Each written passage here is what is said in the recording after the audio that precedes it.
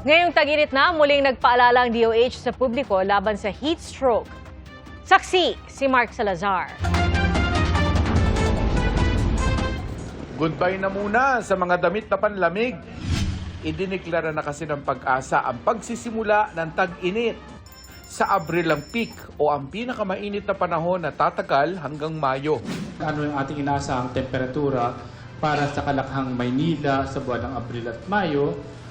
Sa April 2026, yung ating forecast ranges for maximum temperature are 35 to 39 degrees Celsius sa buwan ng Abril.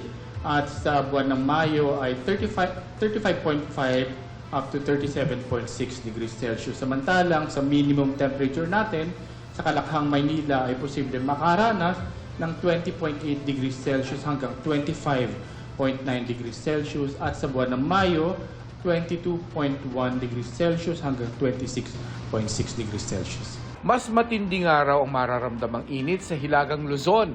Inaasahan natin sa Northern Luzon, posibleng umabot ito ng 40.5 degrees Celsius at ganoon din sa Mayo na posibleng sumobra o lumabis sa 40 degrees Celsius. Ngayong tag-init, muling pinag-iingat ang publiko kontra heat cramps, heat exhaustion at heat stroke. Ayon sa isang cardiologist, dapat mag-ingat ang mga may iniindang kondisyon gaya ng sakit sa puso, sakit sa kidney o bato, may history ng stroke at iba pang kondisyong medikal. Gayon din ang mga maliliit na bata at mga nakatatanda. Yung mga pediatric, yung hindi kayang uminom on their own, like mga less than 3 years old, yung very elderly, lalo na yung may mga dementia, hindi rin nila masyadong nare-recognize yung dehydration. Kung sakaling makaranas daw ng heat cramps o heat exhaustion, Ang unang gagawin, uminom ng tubig. Baka yung damit, sobrang kapal ng damit na suot, magtanggal ng mga excess clothings. Pwede rin pong maglagay ng mga ice packs sa kilikili, sa singit, dito sa may bandang leeg para mawala yung exhaustion. mas malala naman daw ang heat stroke na ang unang sintomas ay ang matinding pagkauhaw. So, other symptoms ay pulang-pula, parang flushed yung skin mo. Yung balat, sobrang init. Pag dehydrated, parang pag pininch mo yung skin mo, hindi agad bumabalik. Tapos, yung labi, tuyong-tuyo. Yung dila, tuyot na tuyo.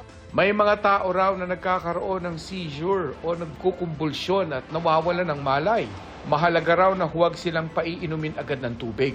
Kung tulog or talagang nagkumbulsyon, wag i-attempt na painumin kasi baka mabulunan. Yung next na pwedeng gawin, ganun din po, tanggalin yung excessive clothing or maglagay ng basang mga towel, ice packs, ganun din. Sa singit, sa kilikili, kaya sa leeg. Para naman sa mga nagko-commute, Kasi ang goal natin mapababa yung core temperature. Halimbawa, nasa commute or nasa travel, make sure na well ventilated. Kung hindi man aircon yung sinakyan mo, buksan ang bintana. ako si Mark Salazar, ang inyong saksi. Mga kapuso, maging una sa saksi. Mag-subscribe sa GMA Integrated News sa YouTube para sa iba't ibang balita.